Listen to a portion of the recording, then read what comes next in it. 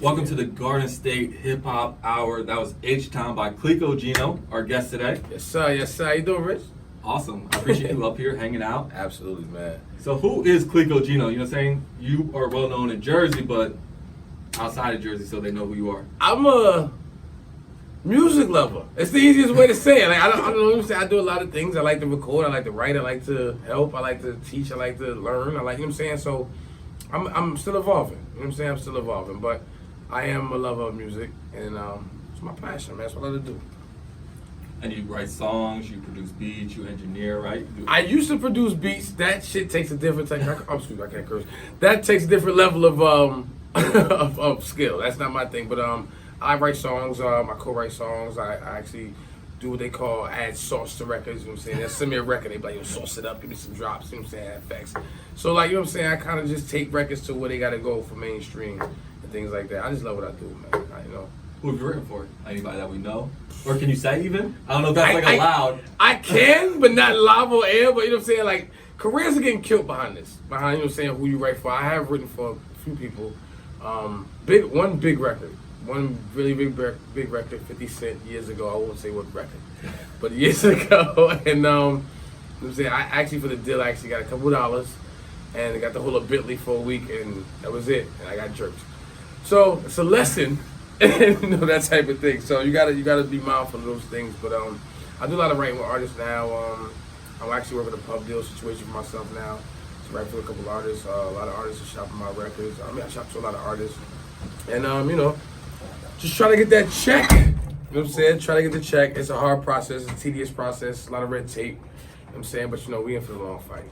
I feel you, but like, do you think writing records for someone is really that detrimental? Like, if you go on Spotify right now, you can see who wrote songs for people, and you even look at a Kanye song, they got like 16 different writers. So I just think we're being more open to reality. You know what I'm saying? It's always been that way. You look at old albums, like vinyl records, it's like 10 people on it. So it's something that happens more or less in LA, sometimes in Atlanta. New York doesn't really deal with that. Everybody's like, no, I wrote my own stuff, bro. You know what I'm saying? I wrote this verse or the singer. Like, I wrote that song, and it's cool, you know, if you want to really front about it. But, like, we need help. You know what I'm saying? There's sessions where there's 9 people in the room all doing integral parts. Like, he's writing, she's doing vocal arrangement, he's doing co-production. And, you know, you got to understand that how a record is built.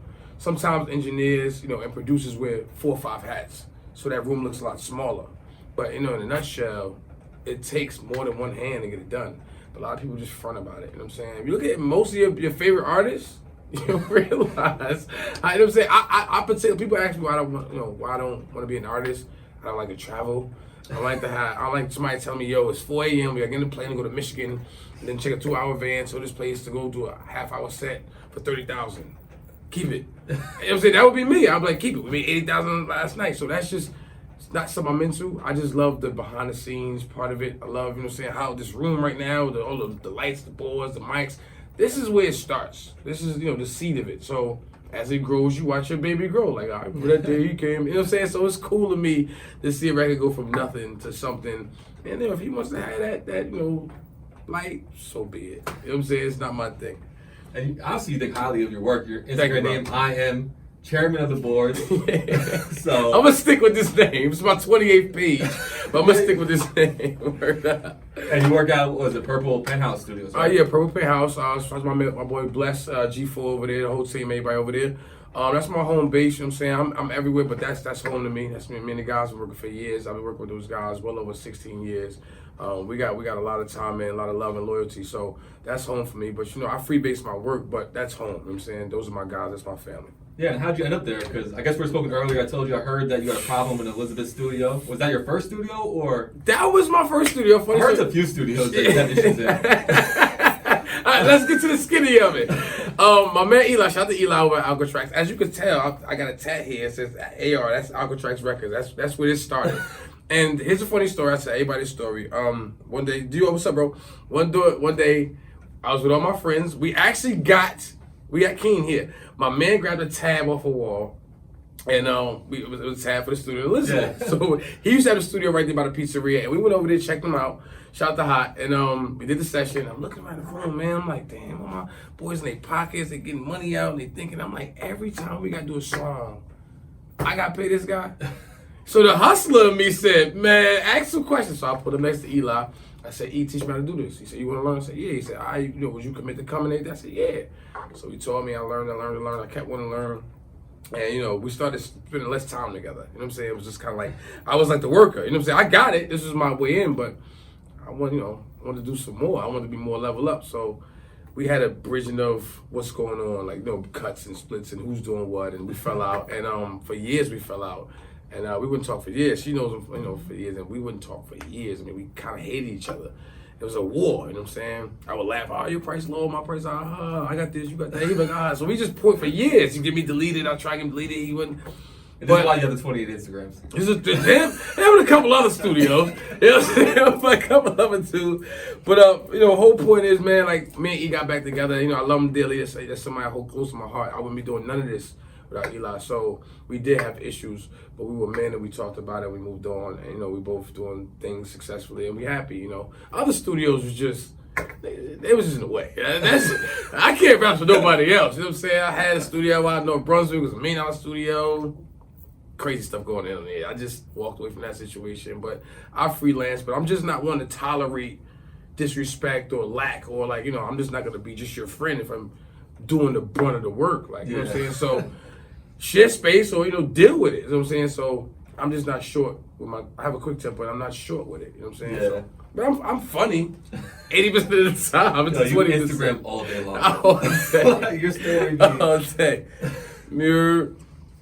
So what's going on now? So now you're in Purple Penthouse. You have a lot of artists that work with you. I've always seen artists come to you. So what's different between you and these other engineers? What makes you the choice? How much time we got? Now, honestly, I'll be real with you. Now, and this is no shade. It's just more or less like I really care. For one, I really care about my reputation. I care about the artist. I care about the song. I care about the quality. I care about turning the record up a level. Just a little bit is not enough for me.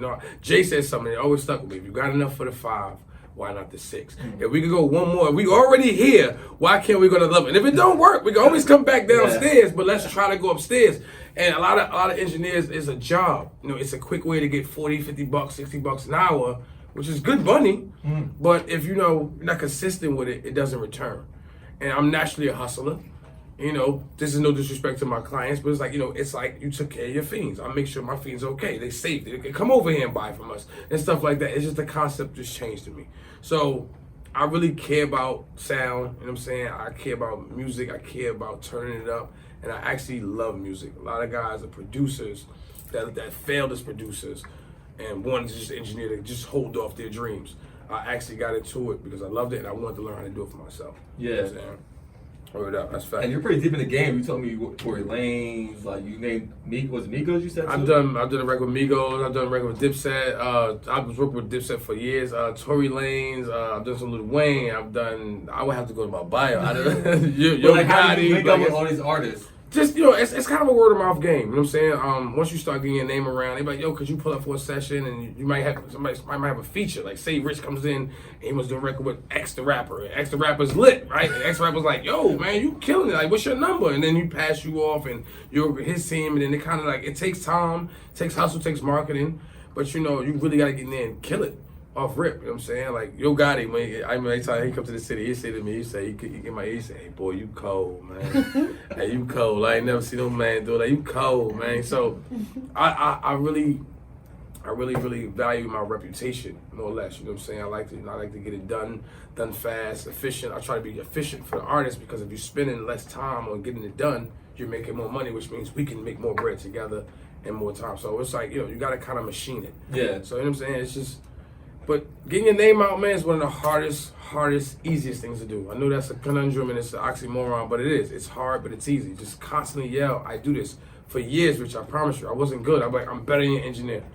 But I knew I was trash. I was front. You memes up all the time with that. All of it. Me versus your current engineer. If you don't follow me versus your current engineer series, you're lacking. It's comedy, but, in its own way, it's serious. You know what I'm saying? Like, when your engineer is going to stop, I'm going to, when your engineer is cool with just enough, I'm going to hit you up. I'm trying to embarrass you because I want my reputation to be like, yo, he embarrasses engineers. We was talking before, competition is everything. Once you stop competing, you stop having the will to win. You stop growing. You stop growing. Like, you're just there. You're just existing. And it's like, okay, cool, you a guy, but, are you the guy? Are you in the room? Do you have a seat at the table? You know what I'm saying? Are you the chairman or are you the worker? It's just... where do you lie? You know what I'm saying? That was a good little pun. Yeah. That was a good little pun. I know you did this. You said the seat at the table. So like last month you were running that whole campaign, seat at the table. Sure, Rich. You were trying to, A&R, try to, put artists out there. So what happened with that, or even what was your motivation to go into that? I'm gonna be fully honest with you. My phone went berserk. I just had to chill. I'm not even gonna hold you. I was like, yeah, you were going hard for like a couple weeks. Yo, and I was like, I can't do this. It was like people was calling. It was like, yo, how come you didn't put my post up? And it's, yo, my man, I see you 30. You put it up now. I'm like, bro, I'm just trying to get y'all light. I'm just showing the labels the amount of talent that I know about, what I could bring forward. But I was like, you know what? The more I got into it, I'm like, whoa, this is kind of OD. Like, I get what you said with the guards thing. I'm like, yo, this is kind of heavy. And it kind of streamed off what you were doing. I just wanted to just showcase talent. I was like, yo, this is fire. Like, let's get some dudes up that need to be heard. A lot of people need to be heard. They don't have a stage. And we do. So let's, why not share stage? But, bro, I was getting calls from labels like, yo, like this, you come up here and talk about this and this guy. I'm like, I don't know him. You know what I'm saying? Like, I don't have no paperwork. Get some paperwork, we'll talk. I'm like, I don't want to even do all that. So I just kind of, I push myself away from the seat at the table, but I'm still interested in, I'm talking to some people, some labels about doing A&R work, you know what I'm saying? They value in my opinion. And I'm looking into it as something I can fall back off of outside of engineering, writing, producing, stuff like that, because I love to do this, but if there's a quick check I can make, or I can help a family get their bag, and he can take care of his family. Cool, let's get it. You know what I'm saying? I'm not greedy at all. And like, what was your decision when you chose who to post, or were you just like, talent? Just Talent. Okay. Yeah, I'm not one of those guys like, oh, she looks good. She's whack. She booty. If he whack, he whack. I'm very black and white with that. Oh, like he needs work, and it's cool, but people don't know how to deal with honest criticism. Like, I was always built on criticism, like, what you think? They're like, yeah, I mean, you go hard. I'm like, all right, cool, bet. I gotta go harder. Like, I never was one to be like, yeah, this hard, this it, and then that's it. I don't care what nobody. Like, nah, bro. Like, you gotta be. I always told artists, you're not competing with the guys next to you. You're competing with the guys that are on. So, like, you know what I'm saying? Like, you can't compete with a guy that don't have a deal. Like, why does he matter? He doesn't exist. Yeah, fact. Like, you only see who's in front of you. You know what I'm saying? I never look left and right. Doesn't matter who's to the left of me. We even. The guy in front of me is who I need to take out. You know what I'm saying? So a lot of people don't have that concept. I'm like, okay, how would this record stand after you play 2 Drake songs? Or how would this record stand if you just play a Tory record and you get into some Jim Jones and you go back into a Migos record? Where does your record lie? Yeah, does it stand out in between these other hot songs? If you ever been to a club and you be jamming, do you look up? Or you see people look up? Yeah. That's the face of what's this? Yeah, what's this? Yeah. And like, you have to be the opposite of that. You know what I'm saying? You're like, wow, you almost got to people got to not notice you came on. Because if you sound new, they treat you new, they criticize you as new, they disrespect you as new. You almost got to sound like you've been doing this. And it takes 10,000 hours to even scratch the surface of saying, I know what I'm doing. And I put up a post the other day, it was... Yeah, I've heard that for about 10,000 hours. Yeah, like, you know what I'm saying? I put in 150. You know what I'm saying? Like, bro, we've been doing this. Like, it's just, but it's because I love it. And it's consistency. It's like, people are like, yo, you live in that studio. Right. Like, so, like, with your experience of knowing all these artists, working with the artists, being an artist yourself, since you like lists, if you could choose 3 artists that are not from Jersey, who you think would most likely make it? Not, it doesn't be an order, but like, 3 artists, 2 artists, or whoever you think. Since you do have the experience, you were putting them out there, you worked with a lot of people. That are not on? Yeah, that are not on. You know what's weird, Rich? And this may sound like I'm being political here. I don't hear anybody until somebody pulls up to the studio and says, yo, pull up a such and such type beat. I swear to God. Because I'm so focused on the artists I'm working with. I don't listen to music when I get in the car. I literally don't, because it becomes just a noise, because I'm listening to it critically, like, oh, I would have did this, I would have chopped that here. I'm not enjoying the music. I listen to old music that I love, or something new that I've never heard that's totally left. Like, I'm on this hiatus Coyote wave. I don't know if you heard of them. Yo, they're crazy. Amazing music. Like, you compare it to anybody else, you're like, what is this? So it has to shock me. If it's just a rapper, I'm like, cool, it's just another rapper. I might end up recording him one day. Great. You were saying that when you're doing it, like, what's different? What's different? Because we're getting into this thing of waves. Because the internet made the world so small, people are like, okay, cool, that's what's hot right now, cool, I'm gonna do a bag like that. I'm gonna do a Sir Jersey challenge, I'm gonna do a Sir Brooklyn challenge. That's great, but like, where do you stand out? Like, you're a sheep amongst sheep. Yeah.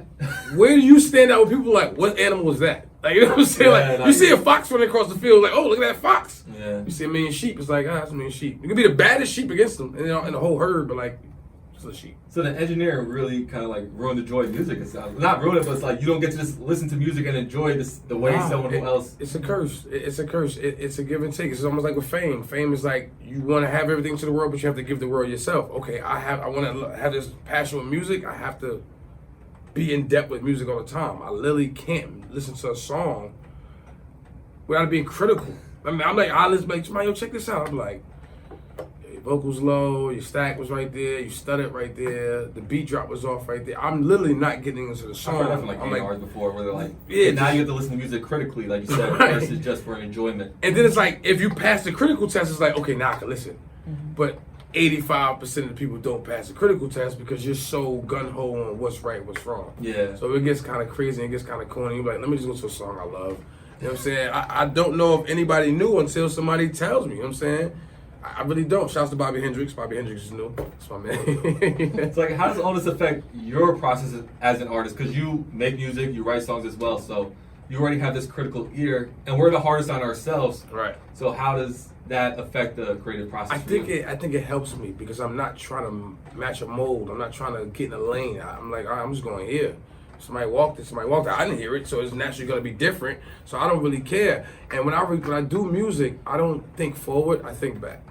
A lot of artists, and if artists are listening right now, I tell you, if you're doing music and you create music, do not think forward. Like, here's a perfect example. Rich, tell me a story about something you weren't at. Something I wasn't at? I place you a story and you weren't involved in the story, but you tell me the story. It's going to be very low detail. It's gonna be like a second. But cool, we all meet up tomorrow and we say, yo, we met yesterday. I'm like, yeah, Rich came in, bro came in, we talking about his boots, and da da da da da. We have detail now to the story because we thought back, we didn't think forward. We didn't try to imagine what we was thinking about. We just remembered. And then we put that in a way people could grab and concept. So it's like, it's easier to go backwards to tell something forward. Yeah. And a lot of artists don't do that. You know what I'm saying? I learned something from KRS One I will never forget. He said, kiss the track. I said, what does that mean? He said, keep it simple, stupid.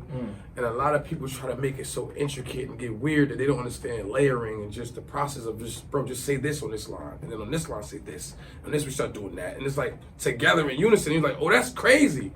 But you try to do 4 things at one time. Yeah, it's hard. It's hard. It's like, you know what I'm saying? You have everything clashing. Right. And it's just, and then people don't even understand the concept of just, my job is, you know what I'm saying? I'm helping you out along the way. I'm cheating, doing little things just so you don't know, but like if you did it on your own, you'd have issues. So I always implore artists to learn the engineering side, man. Like learn. You don't have to pay me. You don't have to pay an engineer. I am a toll. I am in your way. You don't need me because can't nobody tell you your head voice better than anybody else. My job is to figure out what's in your head, how you want to hear it, and how clean we can do it. Nobody can do that better than you. So that's why nobody records me. I don't want nobody recording me. Oh, you record, you do everything. Everything. I will grab a wireless keyboard and go in the booth and get busy. And I'll bring the mic out and just do it right there. Nobody. I need a person in the studio. I prefer it that way. Because can't nobody say, bro, I don't like that part. Me neither. I'm still trying to figure it out. Like, you know what I'm saying? Like, give me 20 minutes. Like, but people artists, they just really get me upset with yo, we got 3 hours. We got to do this whole album in 3 hours. Was it 3 songs? No, I mean, I've had people deadline say, yo, we gotta have this tape up tonight at midnight because we need to drop in 3 days. So you set a date before the tape was done. How dumb is that? Yeah, because what if it doesn't come out? October 27th, we dropping an album. How many songs we got done? 2. How many on the album? 14. So it's on me now. Got you. So it happens every day. The best of the best to the worst of the worst. I can talk about it. Jim Jones. The last album, mixed that tape in 2 days. Wait, the Heatmaker's album? I had parts from that album. Yo, I love that album. That album's fire. The 2 before it, you know what I'm saying? It was like under the gun. I was like, yo, we gotta drop it tomorrow. Label one tomorrow. I'm in there 2 days by myself. It's like going crazy. You know what I'm saying? And got it done, and people loved it. But it was just like, had we slowed up, had we been a little more patient, we could have went one more level. But it came out fire. Granted, it was dope. Classic tape. Jim came back. That was like the best tape I heard from him in a long time. If not ever, honestly. Like the whole production of it. Right.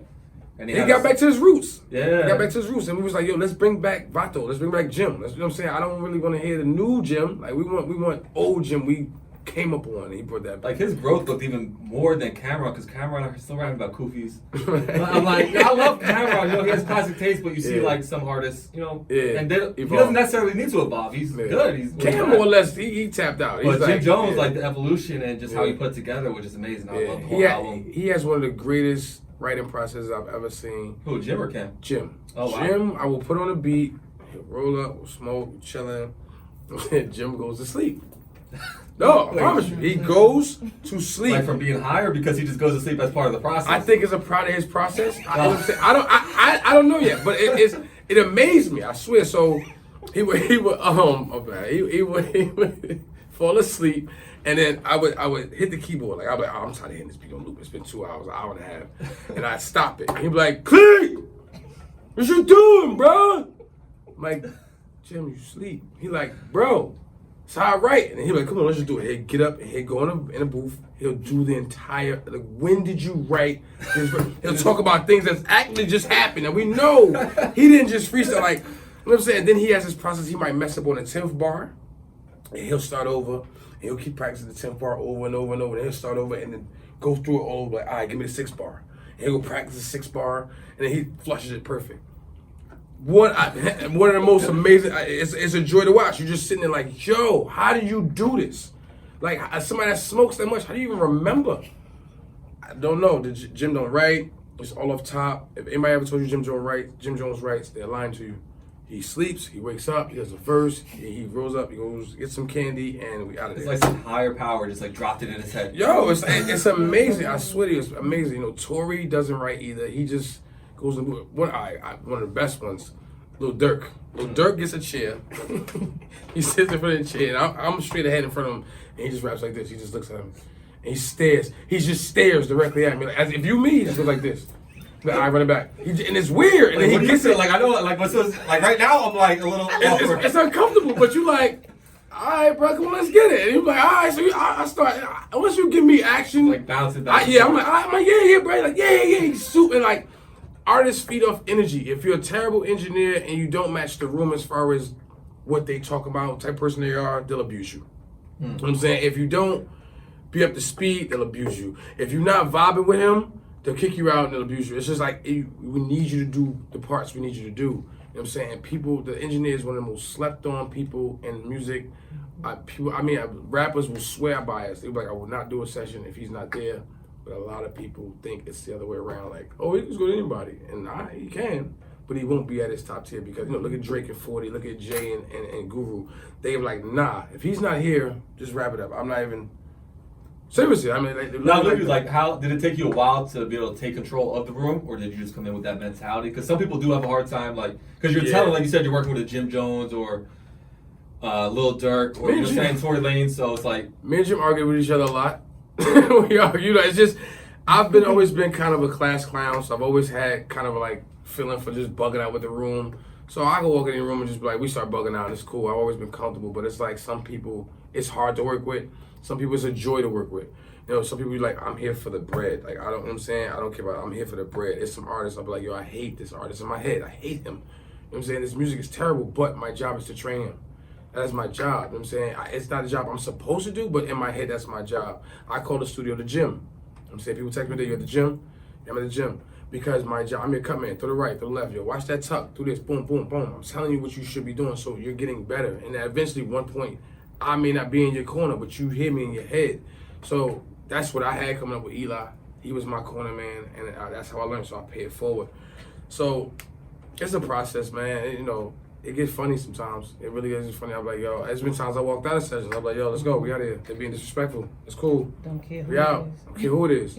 I'm out of here. I'm serious. That's nah, you got to. People call me an asshole. It's just things I don't have to tolerate. You know what I'm saying? I worked hard. Nobody was there. Like Drake said, nobody was shooting me. Nobody was there. I was literally sharing chicken with my friend, 4-piece chicken, and we eating this for 2 days, like trying to figure this out. Like, you know, I went to school for a month, and my professor, he said, yo, stay after class one day. I was like, all right. I stayed. He was like, what are you doing here? I was like, I'm trying to get my engineering degree. He was like, you know they don't teach you how to do that here, right? I was like, yeah. He was like, you're going to go to the lab like once a semester. Like, nobody can teach you how to make things sound right. It's a matter of opinion. But what they can teach you is how to wire this entire studio, how to wire a stage, and that's what you're here for. You're not going to do that. So I got an internship at Quad. And yeah, they can't give you that ear. Can't give you that ear. So you got to, you technical. don't. Right. I can show you how to do it, but I can't tell you how to hear it. I might do something, you be like, I bet you heard that? They'll be like, no. Her ear? Train. She's like, she hears things like me now. We like dogs. Like the rain to me right now is loud. I got headphones on. I hear, brrr, I hear people talking. You start to hear like y'all, like your ear hears in a cone.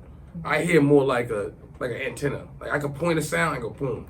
Point a sound, boom. And it's weird, but your ear changes. That takes time, development. You just don't start doing that. Yeah. Like, you know what I'm saying? I just can't be like ear that.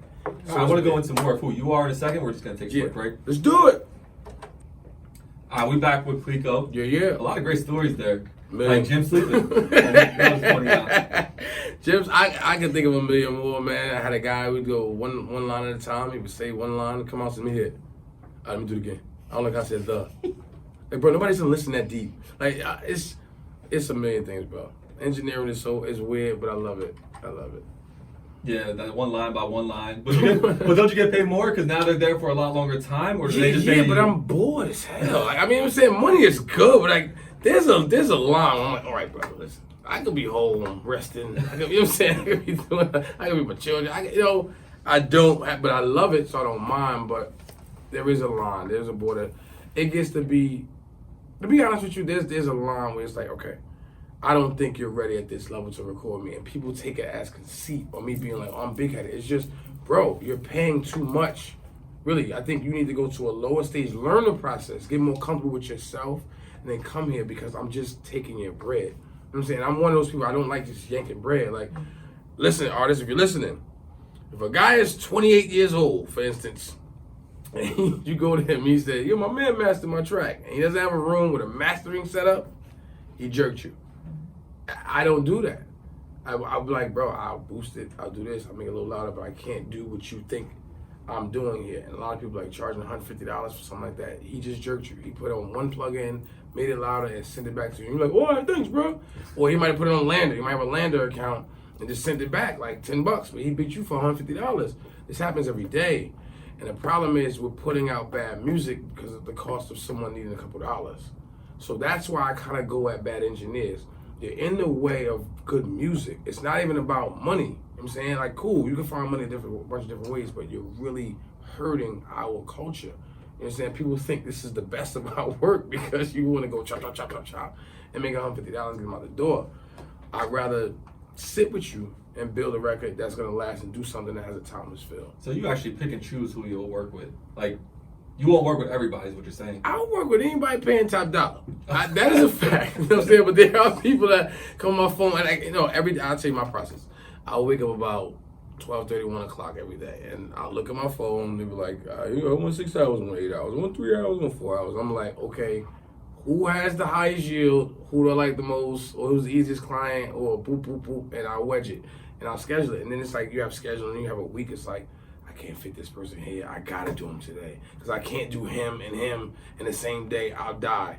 So it's like, it's a weird process. Well, you're in a room listening to someone for 6 to 8 hours, I assume you have to like it somewhat. Here's the trick. Watch this, Rizzo. And that's it? That's it. You smile. But the music's still in your ear. It's cool. You just think about life. Say, I gotta get that bill later. My girl told me about this thing. You have to smile. You gotta get through it. But then you also, to be real with you have to make it dope. That's my job. If he's lacking, I'm like, yo, cool. You short here. You didn't do this here. We're lacking here. I need this. And then he starts to get, all right. And he gets, now you like, yeah. And then I'm making him better. And it's like, we both like, yeah. Like, now you're like a little Dirk again. Just like, exactly. We back to the Dirk feeling. So it's all relative on the artist. You know what I'm saying? One of the things I hate the most is one artist coming with 14 people. I know you need support. But you didn't need her. You didn't need him. He's just yelling on the phone. He's keep asking where the perks at. Like, it's things you don't need. It's two guys like, yo, bro, nah, do that over. That's who you should come with. You don't need the party. Every studio session is usually a party. I love it because, hey, y'all partying and drinking. I'm, chilling. Yeah. All right, y'all want to pay. Really, it's their future on the line, though. Right, but then it gets to a point where I'm like, okay, this is just wasting my time, too. But there's also days where you got to look at, like, big artists will just literally, major signed artists will literally book the studio just to hang out. Because they can't hang out at their house. They can't tell all their celebrity friends come to their house. You can't go to a hotel. That looks weird. So where do you go? Studio. I've seen the Dope Man pull up. Clicquot studio. Man. Yeah. Any studio. They don't, I mean, it's a major studio. It's private somewhere, but the Dope Man to come, the haircut man to come, the sneaker plug to come, the weed man to come, the jeweler to come, somebody get a tattoo. I've seen everything in a session. I'm like, bro, you know you booked 8 hours, right? Like, hey, I'm just get this chat right quick and we don't get rolling. All right, then he go get with Shorty in the bathroom. They in there for an hour. He got to walk her downstairs. I was like, bro, you just blew 4 hours on nothing. And it's cool, but you're boring me. You know what I'm saying? So when you're ready to work, I'm not at this. I'm like, yeah, it's 4 hours. I'm going home in 3 hours now, so let's get this done. I'm like, you know what I'm saying? And it happens every day. So doing all this stuff for everybody else and all this time you're spending, how do you find time to do your own music? Because you're an artist. Yourself, you drop a lot of music. You said you're gonna drop a 200-track album, which is pretty crazy. Damn. So, like, how do you find that time? Watch this. In between sessions, or if somebody cancels. That's the only time I can record. It's impossible. If somebody call me for 8, he didn't show by 8:30. I cancel him, keep the deposit. I'm already starting a record, and I got a 10 o'clock start, and I have an hour and a half to do a song. I'll try to get 2 done. And you know, I'm like, but doing that has trained me to move fast. Just move, boop, boop, boop, boop, lay it, and then come back and touch it later. So I've gotten, in this last 2 years, I've done maybe 300 something songs. People think I'm joking until people come to the studio and be like, yo, you really did 300 on that. So I don't accept the excuses of anybody else. If I could record everybody, have to mix everybody, have to be at home, my girl, my family, be a father, all these things, and still get this amount of songs done, you're lacking. You're playing, you're making excuses. I don't really want to hear it. It's on you. You can tell the world, yeah, bro, because my job stay up late. What time I came home last night? 6 a.m.? It's a regular Monday night. Well, why did you want to drop one album with 200 songs versus just a various amount of projects? Shock value. Because also I've learned dealing with the industry, the more albums you put out that didn't make successful endings, looks like you failed that many times. So the artist's like, yeah, I got 8 tapes out. You failed 8 times. You don't have a deal. I put out 1 tape, we talking pub deal. See? So now they like yank the tape down. I never had a tape out. That's how it works. It's just, if I drop a 200-track tape, people gonna be like, out of pure nosiness, he didn't drop 200 tape. He lying. He gotta be all 20-second songs, right? No, full songs. And somebody boomed my whole idea. It was a band, it's a world record. Honestly, what I was gonna do was for the world record. World record was, I think, 190 something for songs. And this band came out, it's this European band, and they did 30-second songs, but they did 313 songs. I said, I'm not doing that. I said, it's over. Was 30 seconds like the bare minimum? Just 30 seconds. The song would go, dun-dun, it would come on, 1, 2, dun-dun-dun-dun-dun. They were singing that, and it's going off, boom. That's cheating. They cheated. To me, they cheated. Guinness Book of World Records honored it. I just wanted to deploy for the Guinness Book of World Records. I go to the labels and say, listen, even if you drop me out as a writing situation, or if you just drop this album out stream-wise, people are so nosy worldwide. They're gonna want to hear a rapper or hip hop guy, R&B guy drops 300 something songs. Just stream traffic could be crazy. So I'm gonna need like 4 million a day. And yeah, I gotta have the back end. And they be like, okay, we can't really fail here. Because those guys are streaming crazy. I found them out of pure noise. You know what I'm saying? Like, so if it's a bunch of different people like me trying to just figure out who's doing this. And then every day, no, I'm gonna click through every song, bro. I'm not. I gotta see this. And it sounds like 2 or 3 minutes a piece too. Right. So I'm giving you 4 records. But how do you find 200 beats though? Or like, are you getting it from one person, or you just grab them from wherever? Cause I got 5 guys I like. You know what I'm saying? I don't say who they are because people bite. But like 200 beats that you actually liked is a lot. It's a vibe though, because I might not like it today. I might like it tomorrow. I'll play a beat like this corny today. And I'll play a similar beat the next day. I'm like, this is fire, because I'm in that mood. So I don't follow what I like. I follow what I feel. If I'm not in the mood to do a happy song, I'm not doing a happy song. I tell artists, boom, if you wrote a song at 8 o'clock Sunday night, and here we are, 8 o'clock Monday night, right? 24 hours has surpassed between you're feeling it right now. You think you still feel the same? You do not. So now you're acting. You're not feeling, you're acting. So it comes out cornier. Not that it's corny, it just came out cornier than it should be. My advantage, though, is that when I feel like that, I go right to the booth. They don't have that advantage of just running to the studio. They can, but they don't want to go get a little setup at home and get a mic and just get the idea down and lay it and then say, okay, can you mix it or can we relay it later? They just be like, I'm gonna see you on Wednesday. Cool. Wednesday, you had a bad day. You might have written a happy song, but your girl yelling at you, your boss fires you, your kid kicked you today, and now you pissed trying to do a happy song, and you look at everybody like, well, it didn't come out right. Because you don't feel happy today. Your mood is different. Your mood is different. So you have to follow your mood, you have to follow your emotions, and you got to be true to yourself and true to what you're trying to portray as far as an emotion. That's when people are like, I felt that. That's a real statement. I felt that. Sound is a feeling. If I don't feel it, it's cool. You know what I'm saying? who wants to be cool? Like, cool. I don't want to be cool. Are you featuring artists on these tracks? Is it primarily you? Mainly or are you just grabbing whoever's in the studio that day, like hop on since they're right there, and you're putting out so much music? It honestly, if on Orpheus, the first tape, it was just a vibe. It was like, yo, go see that. Rest of my girl, I did a song. She was like, yo, I got something for that part, and I'm coming to do it tomorrow. First song on Orpheus, that's her.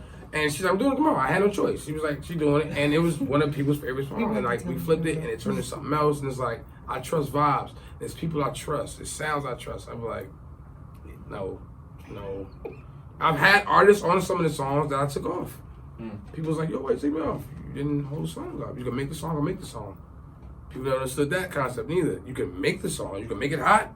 Or you break it. Or you can make the song break. Like, it's, you broke it. And it's cool. And you're still my friend. Just that day, you just didn't fit that shirt. Yeah. You know what I'm saying? I bought you a shirt, it didn't fit, so I took it back. We can always get you another shirt. But it's just vibes. I might be like, yo, I might be in the room like, yo, come here.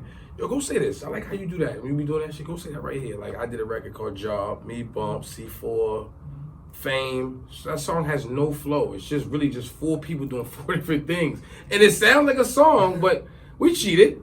We literally cheated. And it's about a girl just being on her job doing her thing. And it's like we all had 4 different views of how a girl is on her job doing her thing. And it was like, which one do you apply to? You know what I'm saying? So it's really on the move. But the new tape I was doing, it's like literally nobody on it.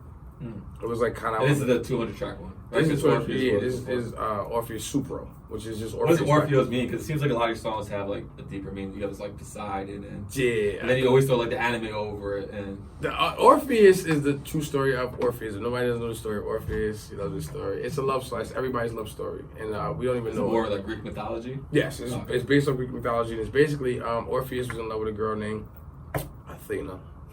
Would you have another song called Athena? Actually, excuse me, it was Eurydice, excuse me.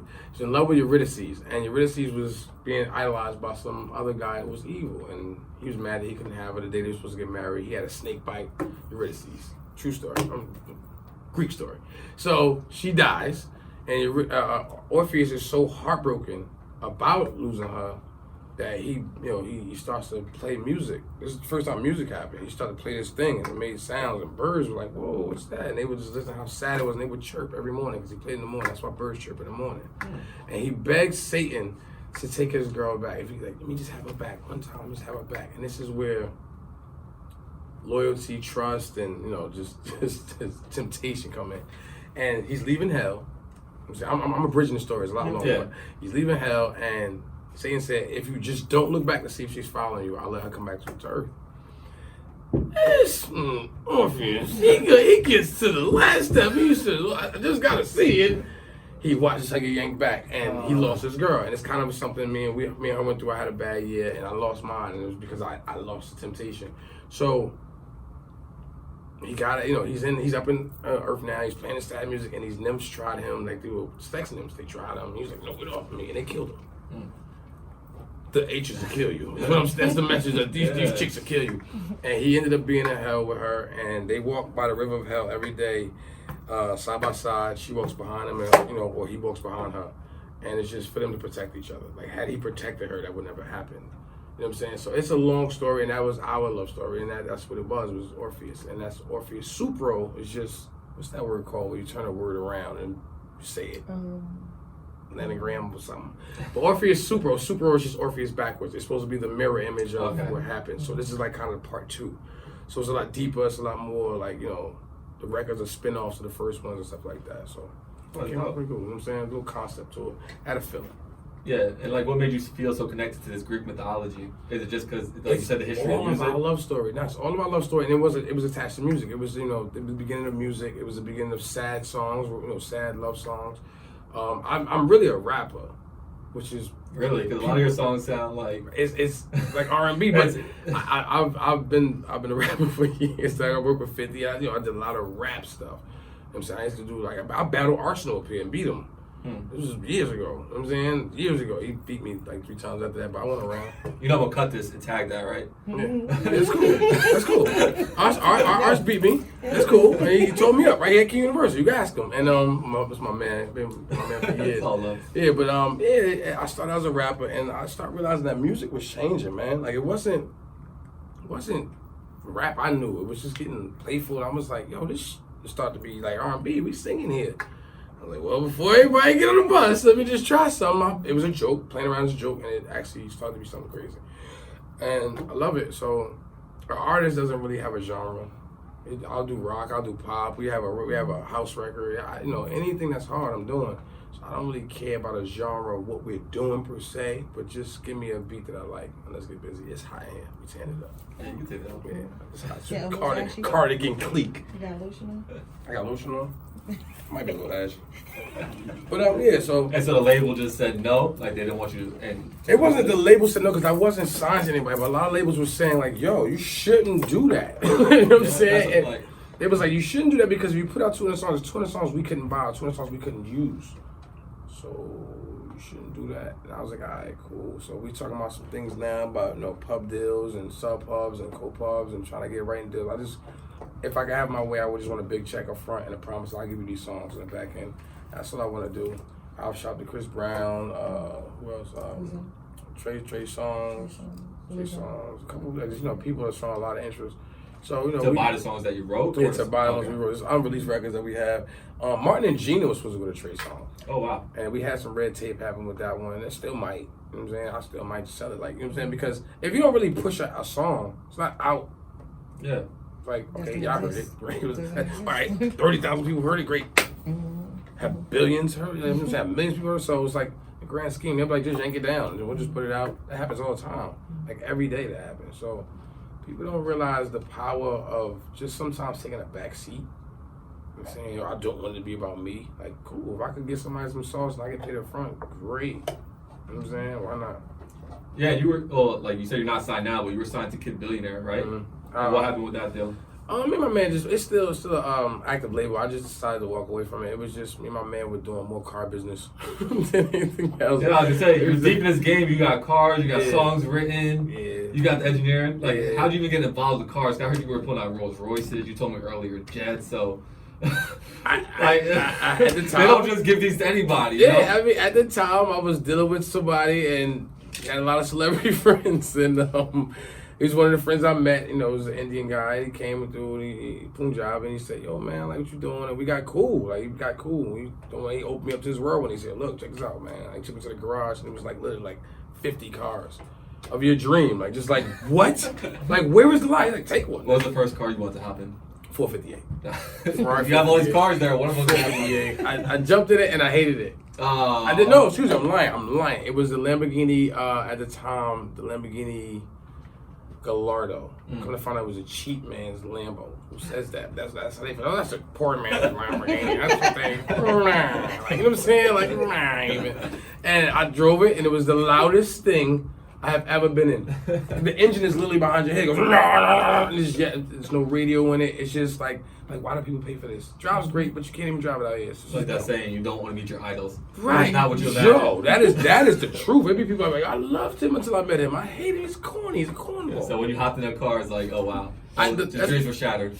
I drove a Maybach from Atlanta to New Jersey. And this is all through Taj, right? This is all through Taj. And I mean, we've done it all. And he just trusts you? Like, there was no prior relationship? He just liked what you were doing? I mean, I was literally like, we were like brothers, man. We were like together all the time. We were doing a lot of things together. I was helping him. He was helping me. We just trusted each other. And one day, I never forget, I was like, yo, man, somebody got a job out here in Jersey. He's like, all right, well, come get the car and just keep it for like a week and just vibe out. What? It was the Maybach. And I was like, what? And I'm driving through, I was driving through Jersey, they had all the windows down. all 4 windows down. I'm driving a Maybach by myself. Didn't realize how stupid I looked because you need a driver for that. But it's a limo. I'm like a limo driver. But hey, who else is doing it? I don't care. You do it. It costs you $2,000 to do it. You could start picking people up. Yeah. Man. You could have started. A funny story. Funny. I let one of my mans do a little video about one of the cars one day, and his jeans, the little billets on your jeans, scratched the Ferrari door. That bill was $2,900 for the door, paint. Then the door itself was like $7. I was like, bruh. Insurance covered it, but shouts to pay. it was real, man. It was real. I had some good times. I really did. I did that open more doors for you? Like, yeah. I mean, a lot, man. Like, I had knew French before that, but one day, my homegirl tipped the stylist, called me like 8 in the morning, like, yo, man, we need you to pull up. I need some cars. I'm like, all right. She's like, we need a jeweler too. And I called my man up, and then boom, French was like, yo, we got cool. He's like, yo, you was that same dude from back then? I was like, yeah. He was like, yo, man, good to see you. We linked, he was cool.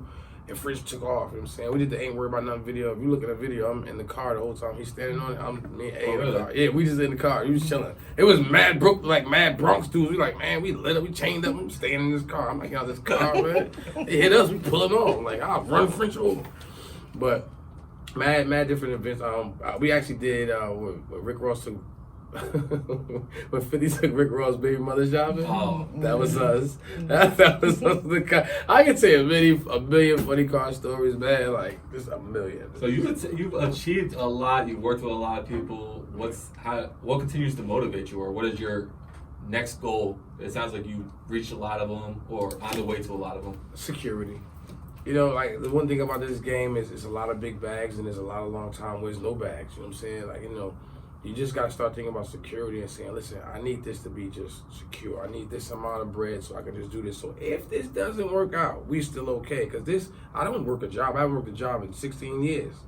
I haven't clocked into nobody's job in 16 years. And I pride myself on that. You know what I'm saying? Like, I don't want to work for anybody again. And it becomes contagious. Like, people around you be like, yo, I don't want to work for nobody either. You be chilling. Yeah, but it's a lot of hard work. It was like days before that I do a lot of things that you wouldn't probably have done. You know what I'm saying? Or, maybe you wouldn't have committed to doing. Saying, nah, I'm giving up on this. This is hard. I went through some trenches, so it wasn't easy. And it's still not easy. I got to compete every day. Every day there's somebody trying to take me out.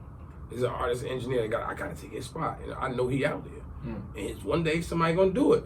I'd just rather be off and doing something else and quit before I get taken out. You know what I'm saying? Hey, well, you can have an engineer game. We over there doing this, making a couple million. I'm good. And I'm just looking for more security now. So I'm looking more at people like, yo, it's time to get back to your side of the music and start cutting some checks and stop helping everybody. They was like, yo, you got to stop being so helpful. It was just weird to hear. It's like, it's not my thing. Yeah, I'm a weed person. But you got to think about yourself and your family at some time. I'm at that point, you know what I'm saying? I'm 36 years old. A lot of people are like, yo, I got a rap age. Like, that's corny. Like, hey, listen, if you're 38, 33, you're 33. Like, people going to find out. Like, what are you hiding for? Like, you could come out at 40. Like, 2 Chainz came out at 39 years old. Reinvented the whole game. Like, get the whole South back. So it's like, it's all on you. Like, stop, putting yourself in parameters and blocking yourself into these things that... Yeah, a lot of people are locked into society, and society says those things, and really we all are living on our own timelines. Right. So it's like, so that's the future of Clicquot. So the past of Clicquot is, when did you decide, okay, money is how I'm going to make my music is going to make my money go further in life, and not choose to find a career or a job? Like, what was the moment for you? Like, yeah, this is going to, pay my bills. The first time I got a nice little check, I got a decent little check. I said, this is it. That's it. I don't know nothing else that would have paid me that much for that little bit of work. I equate my work to my pay. So if I did little work and I made high pay, that's just smart. That's just smart. You know what I'm saying? If I could work hard all day, I could do construction and make good pay. But I'm tired. I'm hurt. My body hurts. I'm actually killing myself. I could die at 60, 69 now from a bad back and things like that. But if I'm sitting in a chair, I'm smoking good weed, people bring food. I have an assistant, and it's just like you're sitting there. You're just like, this is not work, but I love it. So great. I just think if anybody in earshot, just find what you love. Some people die not knowing what their gift to the world was. You know what I'm saying? Some people really. I think that's the ultimate sadness. Like you were here for a purpose, and you don't know your purpose, and the world doesn't know what you were supposed to bring. You kind of just swung through life, and that's kind of like you got used. You know what I'm saying? You were a pawn almost. But if you're a player in life and you know what you're doing, you're useful. You know, so it goes back to that expression: if you can't be used, you're useless, and things like that. But you gotta find what your passion is, man. You gotta find things you love to do. You gotta do what you love, and you won't work. My dad would wake up every day, 5:45. Like, you could time a bomb to that man. Like, he would be up at 5:45 to get on the train. He said people he would see going to work that he saw more than his family. He was like, they more family than probably y'all. I see them every day for the last 30-something years. But he was like, don't do this. Find something you love. He was like, I love photography. I don't have time to do it. I can't now. You know what I'm saying? I'm systematically in. And once you in, you in. You got to take that 1-2 years of just being broke, messed up, hungry, tired, disappointed, failure after failure after failure. But once you get through, you don't do nothing. You're just chilling like, all right, cool, because the hardest has happened. So any little punch that come down, you're like, that was that. What? You know what I'm saying? So it's weird, man. It's weird. I gotta wrap this up. I think we actually went like 30 more minutes than I was supposed to. But it's all good. So like, do all your drives. What can people look out for you? Where can they find you? Yo, follow me on Instagram. I am chairman of the boards. One more time, I am chairman of the boards. I know, I get deleted a lot. Please stick with me. I got some new music out on all digital streams. Orpheus Deluxe. It's a double disc. It's over 30 songs, probably about an hour of good music. I'm debating to drop this 100-piece or hold it. I don't know. I got more music, but stay tuned on my page, man. I always feed y'all new music. And you might have heard something that we did, but stay tuned, man. If you need a record, hit me up. Let's do it. And Rich, I appreciate you for having me, man. I want to come back. I definitely will. We're going to go into Poseidon if you want to. Yeah, let's get to Poseidon, man. This joint right here is about sex. That's what it says. That's cool. I love it, Rich. This is a great one. This is one of my favorite interviews, honestly. I appreciate you, man. I'm still I try to get better and try to do it. Nah, you're great, bro. That's why I try to find out. That's why